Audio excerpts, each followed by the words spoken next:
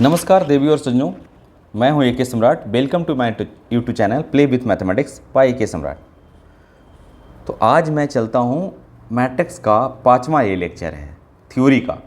बाकी मैंने तीन एक्सरसाइज बता चुका हूँ। पूरा एनसीईआरटी बेस चल रहा है। ये टीचर और स्टूडेंट का है, जो पढ़ रहे हैं 12th में उसके लिए है, और जो TRE 4 देने वाले हैं उसके लिए है। वो TRE 4 किसके लिए? PGT के लिए, जो आप 10+2 स्कूल में पढ़ाएंगे उसके लिए है।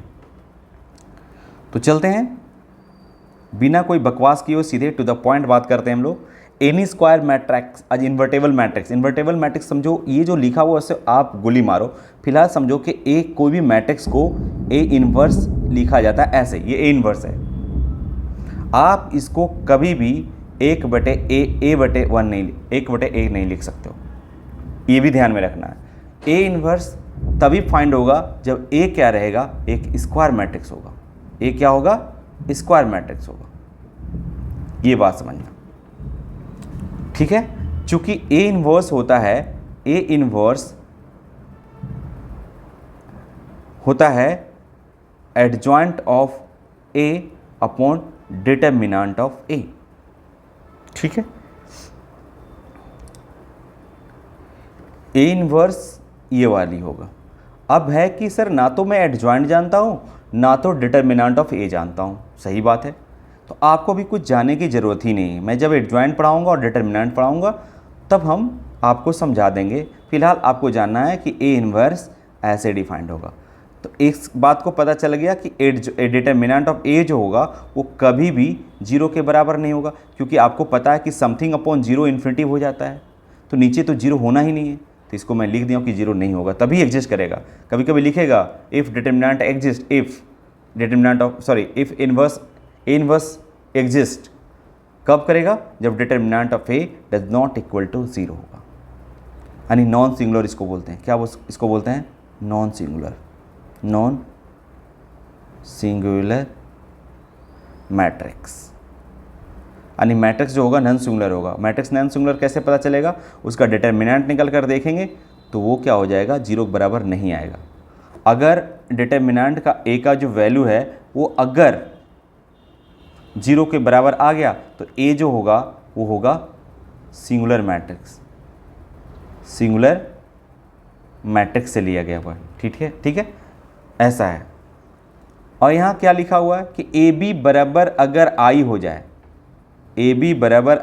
हो जाए, तो हम बोल सकते हैं कि बी जो है इन्वर्स है ए का। बी जो है इन्वर्स है, is called the inverse of matrix A. तो ए बी बराबर आई या बी ए बराबर आई हो जाता है, तो फिर मैं उल्टा बोलूँगा, A is inverse of the B, matrix B. तो ये आप थोड़ा सा याद रखना, लेकिन फ़िलहाल ये इसका यूज होगा। फ़िलहाल नहीं, मतलब अभी तो इसका फ़िलहाल ये यूज होगा कि ए बी बराबर आई, तो बोल सकते हैं कि ए जो है इन्वर्स मैट्रिक्स है किसका? बी जो है इन्वर्स मैट्रिक्स है ए का। और अगर बी ए बराबर आई हो जाता है तो हम बोल सकते हैं कि जो ए है वो है इन्वर्स मैट्रिक्स किसकी? बी की, ठीक है। तो ये कहा गया। हालांकि आपको निकालना रहेगा कि फाइंड इन्वर्स, तो ये इस मेथड से एडजॉइंट मेथड, और एक होता है एलिमेंट्री रो या कॉलम को ऑपरेट करके निकाला जाता है, तो वो थोड़ा टफ होता है। और ये बहुत आसान होता है, एडजॉइंट ऑफ बटे डिटरमिनेंट, ये बताऊंगा, ठीक है, बहुत ईजी है। चलते हैं, इसके कुछ गुण है, प्रॉपर्टी है इन्वर्स का, देख लीजिए। ओनली स्क्वायर मैट्रिक्स, ये तो मैं बता चुका हूँ। B is the inverse of A and A is also inverse of B, vice versa भी सही है। Inverse of a square matrix if it exist, अगर एग्जिस्ट करता है तो बड़ा यूनिक है ना। वो बताया गया कि यूनिक कहने का मतलब कि डिटरमिनेंट ए कभी भी 0 के बराबर नहीं होगा, हमेशा 0 के बराबर होगा। A and B are invertible matrices of the same order. हाँ, वो तो बताया है कि भाई इन्वर्टेबल मैट्रिक्स तभी होगा जब मैट्रिक्स स्क्वायर मैट्रिक्स होगा, ठीक है। और ये बोला गया, ये चौथा में ए बी इन्वर्स प्रॉपर्टी है बी इन्वर्स इंटू ए का इन्वर्स। जैसे होता ना, ए बी का मैं ट्रांसपोज पढ़ाया था, तो बी का ट्रांसपोज पहले लेते हैं, ए का उल्टा लेते हैं भाई। इन्वर्स का मतलब उल्टा होता है, तो उल्टा लेना। बी का इन्वर्स, जैसे ए बी सी का इन्वर्स आपको बोले तो आप सी का इन्वर्स लीजिए पहले, फिर बी का इन्वर्स लीजिए, फिर ए का इन्वर्स लीजिए, उल्टा चलेगा। तो ये आगे भी पढ़ाऊंगा इन्वर्स का, और भी प्रॉपर्टियाँ हैं। ये तो बहुत सिंपल है यहाँ पे, जो एक्सरसाइज 4.4 में यूज हुआ है, ठीक है। अब जैसे सवाल है 2 मैंने पढ़ाया था तो उसमें ये सवाल छोड़ दिया था मैंने, क्योंकि टाइम बहुत ज़्यादा हो रहा था तो ऐसे लैंग्वेज वाला छोड़ दिया था। तो ये बहुत आसान है, आप ज़रा समझिए इसको। कहता है a trust fund has 30,000 that must be invested in 2 different types of bonds. ठीक है, 2 डिफरेंट टाइप्स ऑफ बॉन्ड। अरे 30,000 रुपीज़ है, 30,000 रुपीज़ है। अब इसको 2 बॉन्ड में इसको इन्वेस्ट करने को लिए बोला गया है। ठीक है, तो मैं मान लिया कि एक एक्स किया, एक्स रुपये, तो अगला बॉन्ड में कितना करना पड़ेगा हमको? ऑब्वियसली 30,000 माइनस एक्स ही करना पड़ेगा। ये बॉन्ड 1 है और ये बॉन्ड 2 है। ये बात समझ में आ गया आपको? अब बॉन्ड ए को 5% पे आपको इंटरेस्ट पे लगाना है और बॉन्ड के साथ दूसरा 7% को इंटरेस्ट पे लगाना है, और साल में इसको आपको पूरा इंटरेस्ट 1800 रुपये मिलता है। ये पूरा पढ़ेंगे तो ही है। ठीक है, पढ़िए इंटरेस्ट। देखो क्या लिखता है, types of bonds. The first bonds पे 5%, first bond 5% interest per year, 1 साल का ही है। एंड द सेकेंड बॉन्ड्स पे 7% interest per year using matrix multiplication determinant. मतलब आपको जो इसको मल्टीप्लाई करना है वो मैट्रिक्स मेथड से करनी है। तो आपको इतना दिमाग होना चाहिए कि पहले एस आई कितना होगा, ये बात बताओ।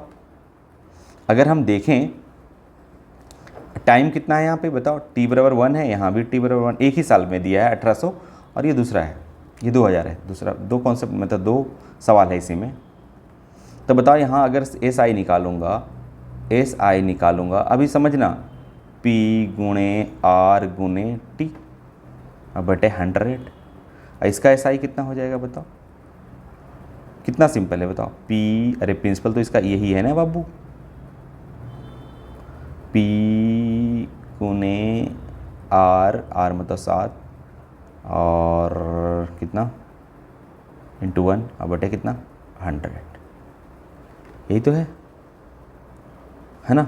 और इन दोनों का सम दैट इज r कितना है इसका, मैंने डायरेक्टली रख देता हूँ। अब p का वैल्यू x है, r का वैल्यू 5 है, 1 है और बटे 100 है। अब इन दोनों जोड़ कर ये क्या आया, सिंपल इंटरेस्ट आया, ये भी इंटरेस्ट ही आया।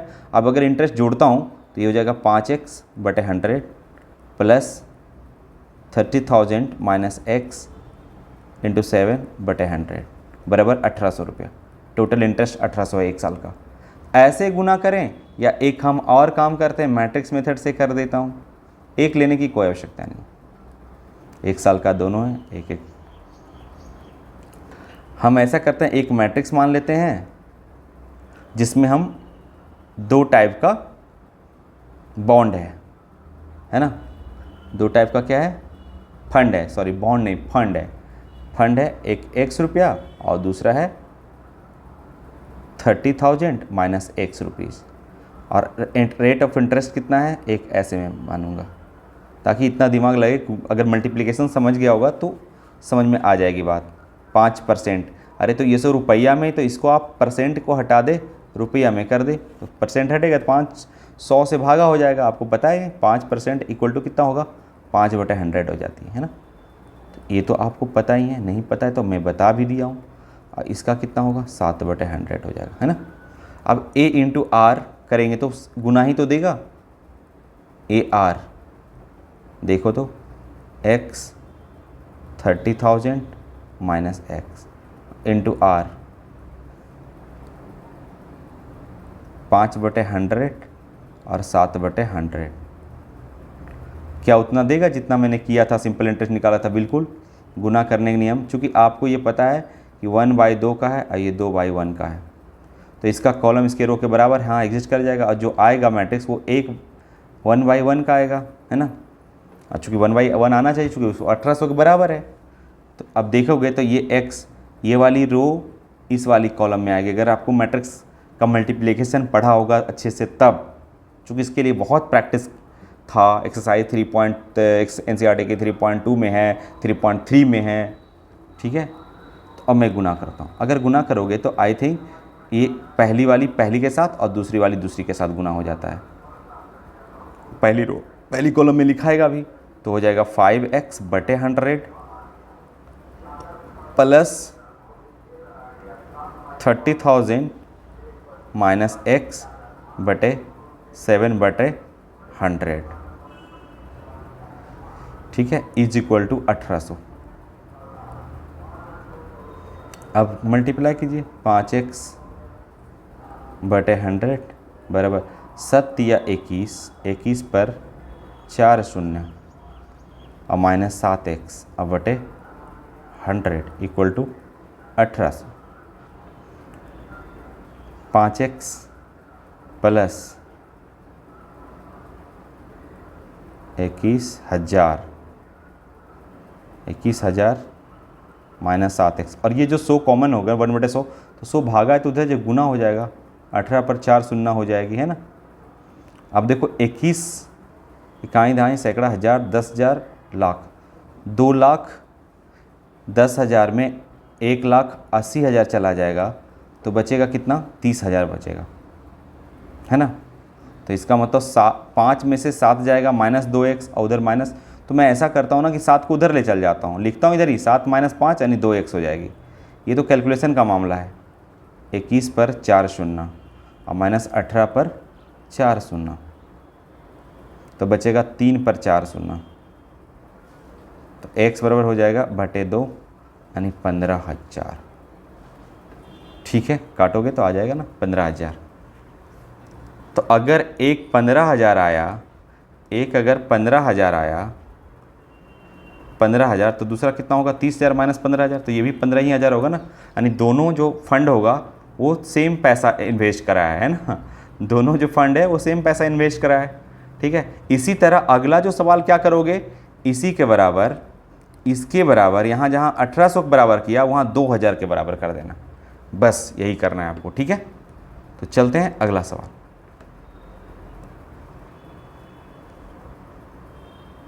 ये आइए, बोलता है P एंड Q इतना है तो P माइनस क्यू ज्ञात करें, P माइनस क्यू ज्ञात करें।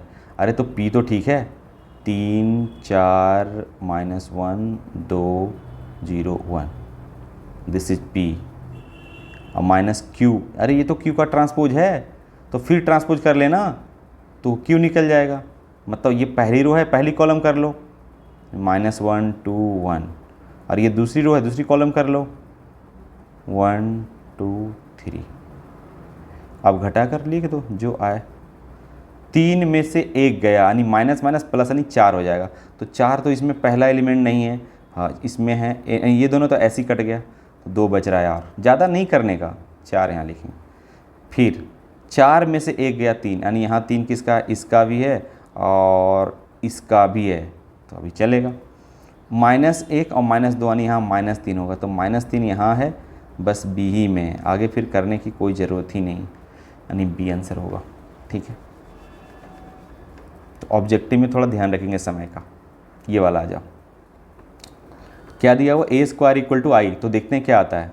अरे तो a² निकाल लो ना, alpha beta gamma minus alpha, this is a and this is also a beat alpha beta gamma और माइनस अल्फ़ा, और इक्वल टू आइडेंटिटी, ये 2/2 का है तो इधर भी 2/2 ही का होगा, इस बात को ध्यान रखना, 1 0 0 1,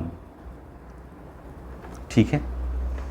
ये आइडेंटिटी मैट्रिक्स है, a² हो गया, a इंटू a मैंने कर दिया और इक्वल टू आइडेंटिटी मैट्रिक्स।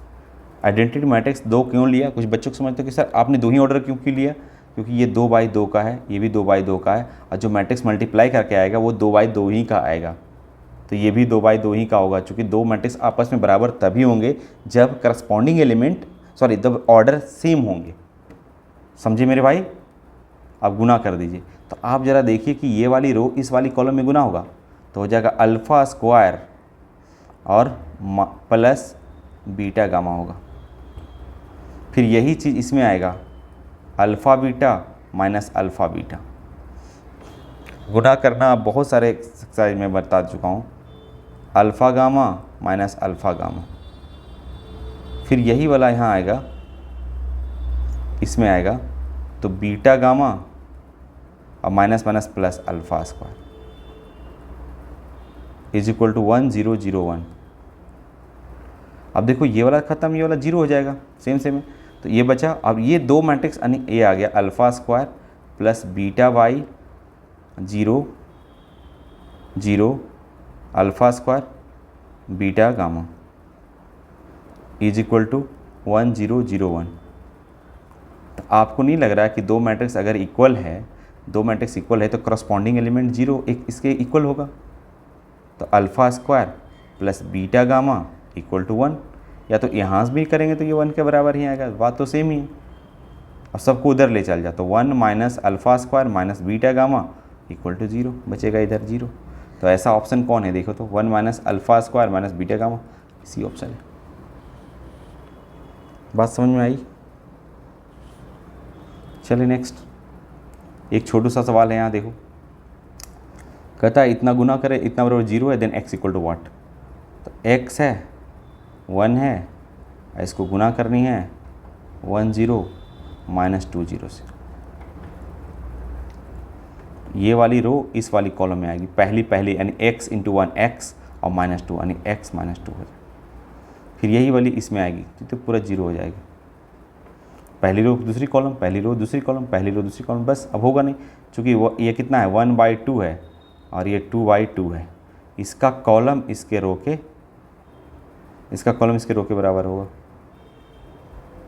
ये कितना है 1/2 है और ये 2/2 का है, तो ये कितना आएगा इसका, हाँ इसका रो इसका कॉलम, इसका रो इसका कॉलम, पहली रो पहली कॉलम, पहली रो दूसरी कॉलम, तो ये कितना होगा बताओ। और जो आएगा वो कौन सा रो ऑर्डर का आएगा, पहली रो होगा और कॉलम कितने होंगे 2 होगा। है देखो तो पहली रो 2 कॉलम, मैंने ऐसे लिखा, आप इसको ऐसे लिखो x माइनस 2 और 0, और ये बराबर है किसका 0 के बराबर है ना, 0 के बराबर है। तो इसका मतलब है कि x माइनस 2 बराबर भी 0 होगा। तो x बराबर कितना आएगा 2 आएगा। अरे 0 मैट्रिक्स है, ये O है तो 0 मैट्रिक्स है, यानी इतना व इतना के लिखो तो करस्पॉन्डिंग एलिमेंट बराबर करो, सारा एलिमेंट तो 0 ही नहीं होगा इसका, तो x बराबर 2 आ जाएगा, डी आंसर होगा। क्या बात समझ में आया? तो चलते हैं अगले हम वीडियो में लिखते हैं। एक्सरसाइज 4 कंप्लीट हो गया। एक्सरसाइज 3.1 बता दिया, 2 बता दिया, 3 बता दिया, और 3.4 में एक सवाल था जो शायद ये या कोई सिंपल सा सवाल था। अच्छा देख लेना है ना, बन जाएगा अगर इन्वर्टेबल पढ़ लिया ना। तो ए बी का यही इस पे था सवाल, ए बी बराबर आई और बी ए बराबर आई, तो A inverse equal to be और बी इन्वर्स ए, ऐसे था कुछ इस तरह से, देख लेना है ना, या सिमेट्रिक होगा। तो अगले वीडियो में हम मिलते हैं नेक्स्ट, सीधा एडजॉइंट को लेकर आते हैं।